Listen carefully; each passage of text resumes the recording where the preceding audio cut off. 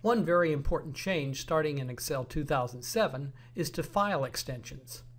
Unless you wrote your own add-ins in earlier versions of Excel, the only file extension you probably ever saw was XLS. You can still save files with this extension, but they will lose any features new to Excel 2007 or later versions. To save them and keep new features, you should save them as XLSX files. The X at the end of the extension, which also appears in Word and PowerPoint files starting in 2007, stands for XML, Extensible Markup Language, the format in which these files are now stored.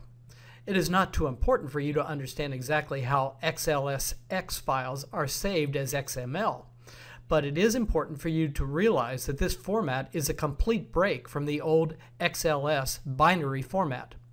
In a nutshell, if you open an XLS file in a text editor, it will appear as gibberish. But if you open an XLSX file in an XML text editor in just the right way, it will actually be readable.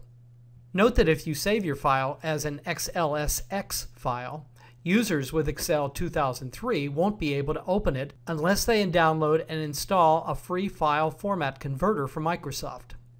You can do a web search for Microsoft Office Compatibility Pack to find this free download. In the other direction, if you save a file created in Excel 2007 or later as an XLS file, it will probably work fine, and it will be readable by users with older versions of Excel, but it won't be able to take advantages of changes after Excel 2003. In fact, some new elements, such as sparklines, won't appear at all. Keep these points in mind because there will probably continue to be many Excel users who will not convert to post-2003 versions for a while. You and they can share files, but you need to be aware of the rules and limitations. There are a few other new file extensions you might see, including the following. If your Excel file has associated VBA macros and you want to save it in the post-2003 XML format, you must save it as an XLSM file, where M stands for macro.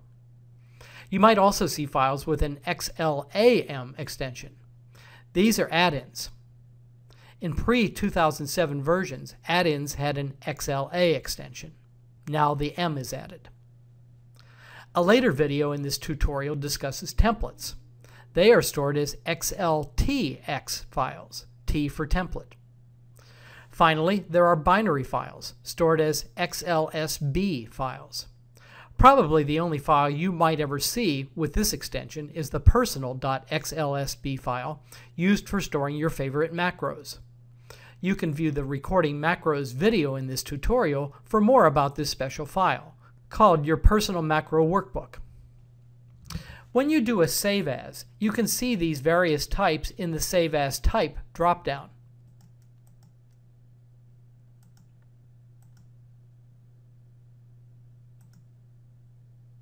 Now you know enough to make the right choice.